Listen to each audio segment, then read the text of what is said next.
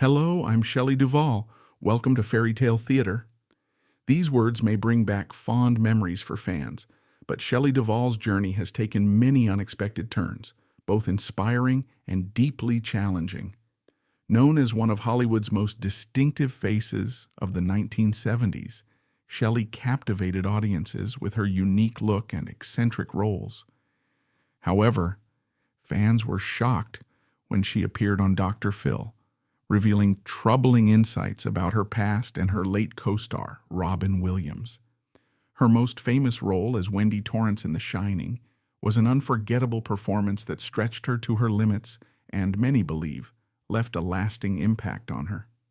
But beyond the bright lights and intense scenes, Shelley Duvall's life story reveals a remarkable woman who, despite her struggles, was undeniably born to be a star. Duvall's quirky nature wasn't just an act. She was truly one of a kind, a quality she hadn't inherited from her parents, who were real estate brokers turned lawyers. She recalls herself as an artistic and energetic child, so active that her parents could barely keep up. Her constant motion and tendency to cause chaos led her mother to nickname her Manic Mouse. Certainly, I'll enrich these paragraphs with additional details about Duvall's early life, personality, and background that highlight her journey toward acting and make the progression clearer and richer. Shelley Duvall was born and raised in Houston, Texas, in a middle-class family. Her parents, Bobby Ruth and Robert Duvall, worked as real estate brokers and later as lawyers, and they did their best to channel her endless energy. From a young age, Duvall was known for her unique look, high energy, and a naturally quirky personality that set her apart from other children. Her mother even nicknamed her Manic Mouse because she was always buzzing around the house, inventing games, causing harmless chaos, and immersing herself in her own vibrant imagination. As a child, Duvall often felt like she didn't fully fit into the conventional mold, and she found comfort and creativity in exploring nature and the world around her. Although she seemed destined for a creative path, Duvall initially dreamed of becoming a scientist, fascinated by the natural sciences. She wanted to study the mysteries of the world, particularly in biology, until one life-changing day in a biology class. Her teacher asked students to observe a vivisection on a monkey, a traumatic experience that revealed her sensitivity and made her realize she wasn't suited for such work. She decided instead to study nutrition and diet therapy at South Texas Junior College, hoping to help others in a gentler way. Duvall's vibrant personality soon found its way to the surface, though, and after college she took a job at a local department store selling cosmetics, where her unconventional looks and unique charm caught the attention of customers. Realizing her distinct appearance could be an asset, she took up some local modeling jobs, gradually embracing the spotlight, though in a modest way. Her life seemed set for a peaceful, predictable path. But in 1970, after she got engaged to artist Bernard Sampson, Duvall hosted a party to support his work. Fate intervened when 3 crew members from the production team of Brewster McCloud, directed by Robert Altman, happened to be at the event. Drawn to her unusual look, infectious energy, and natural charisma, the crew couldn't help but feel she belonged on the big screen. They devised a plan to introduce her to Altman, persuading her to showcase some artwork to a group of art patrons who were, in reality, Altman himself and producer Lou Adler. As she presented the artwork with an enthusiasm that felt both natural and magnetic, Altman and Adler were completely captivated. Seeing that her presence and charm were ideal for the film industry, they immediately abandoned the act and asked her directly if she'd consider acting in their movie. Although Duvall was initially uncertain and had never seen herself in this kind of role, she took a leap of faith, posed for a Polaroid, and handed over her contact information, unaware that this single moment would completely transform her future. Although uncertain, Duvall posed for a Polaroid and gave Altman her contact details, not fully aware of the journey she was about to embark on.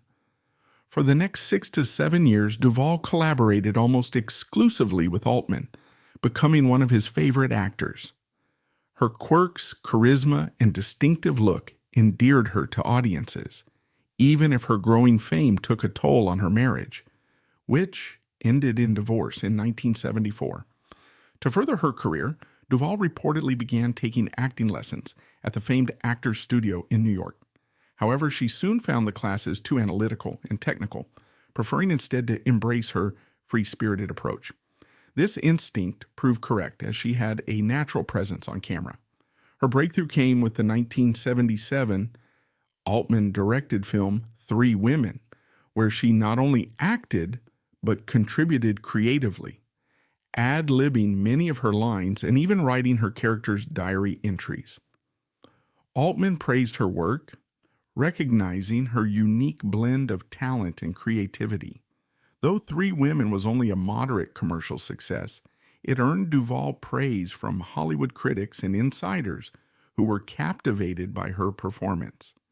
Village Voice critic Andrew Sarris even compared her to a young Katharine Hepburn, and her talent was recognized with a Best Actress award at the 1977 Cannes Film Festival. Shortly after Three Women, Duvall met singer-songwriter Paul Simon in New York, and they began living together.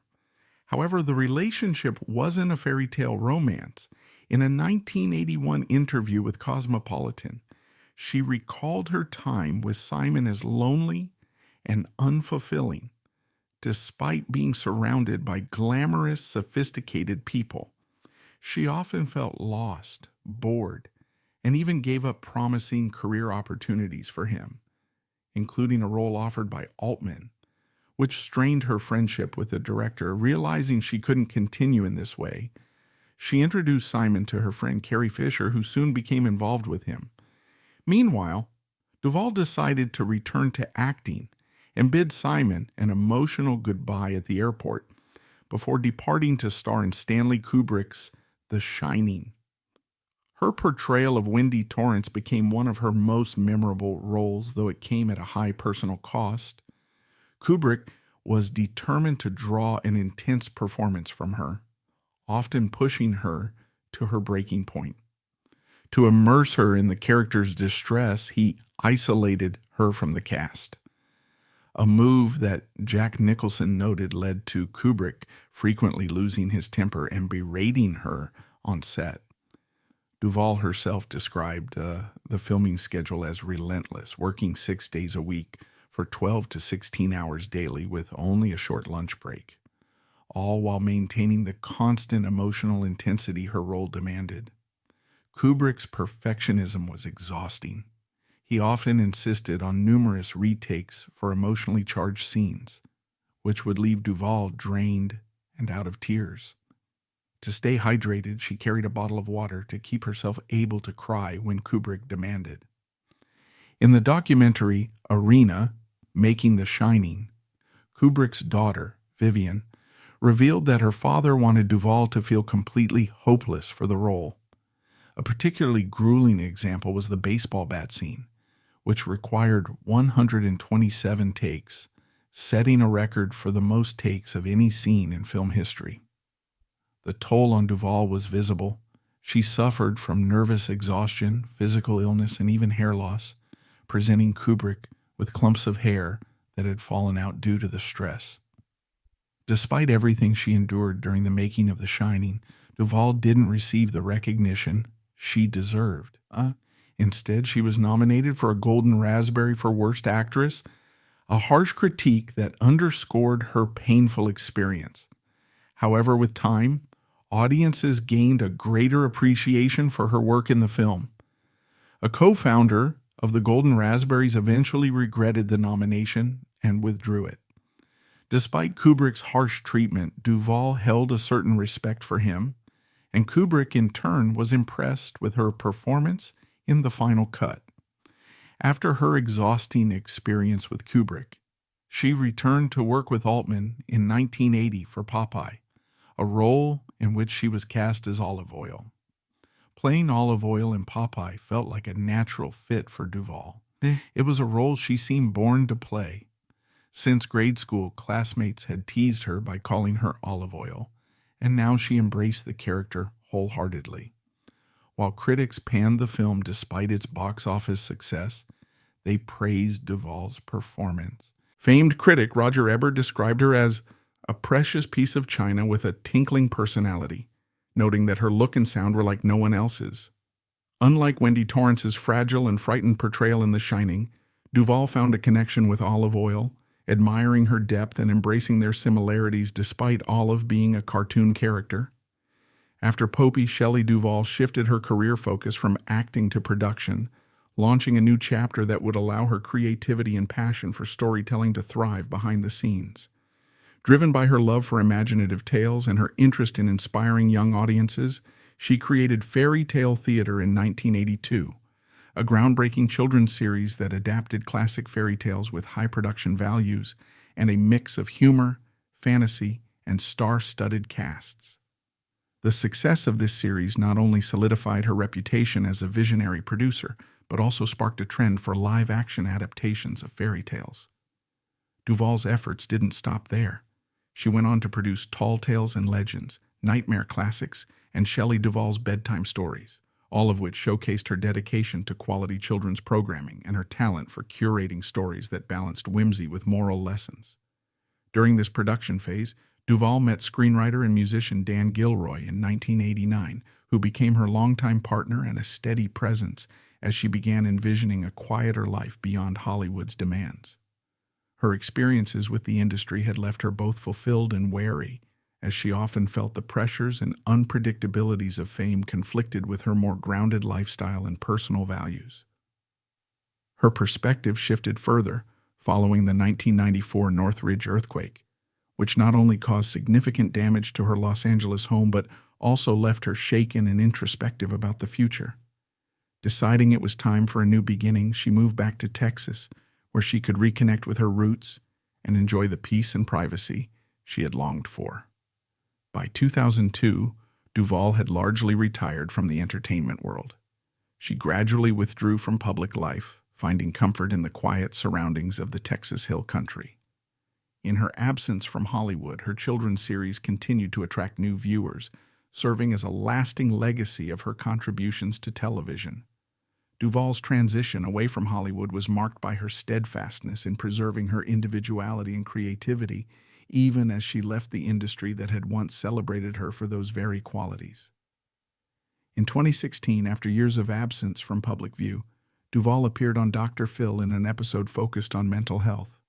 Likely unaware that she would be the focal point of the interview, Duvall appeared aged and almost unrecognizable. She made a series of strange statements that alarmed fans and raised concerns about her mental well-being. While cameras rolled during her appearance on Dr. Phil, Duvall made unsettling statements. She claimed that her Popeye co-star Robin Williams, who had passed away 2 years prior, was actually alive and had developed the ability to shapeshift. This wasn't the only surprising statement. She also spoke about aliens implanting devices in her leg, expressed a fear of the Sheriff of Nottingham, and alleged that hornets had attacked her spinal cord. These claims, more unusual than her known eccentricities, left audiences shocked. Following the episode, the show and Dr. Phil himself faced widespread criticism for what many saw as an exploitation of Duvall's vulnerable state. Fans who remembered her warm and lively personality were particularly upset, feeling the show had taken advantage of her for entertainment. Vivian Kubrick, who had witnessed Duvall's challenges on the set of The Shining, publicly defended her. Yet something positive eventually emerged from this appearance. Director Lee Unkrich, who had been searching for Duvall as part of his research for a book on the making of The Shining, finally managed to locate her in a small town in Texas Hill Country. When Unkrich met with her, he brought photos from the set, curious to see how she would react and what memories might surface.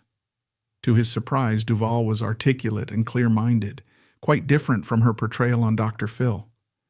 However, this didn't mean she was fully at ease or without challenges. Unkrich found that although Duvall occasionally drifted into manic tangents, she could also engage in long, coherent conversations, recalling intricate details about her life and career.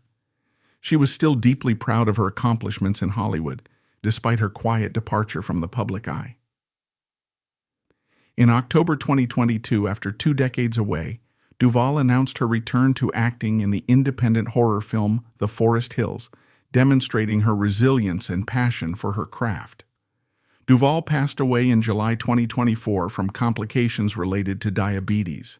Her death prompted an outpouring of tributes from writers, directors, and fellow actors, reflecting how much she was cherished despite her long absence from the spotlight. Her legacy endures, her work continues to captivate new audiences, and her unforgettable performances are celebrated by those who consider them legendary.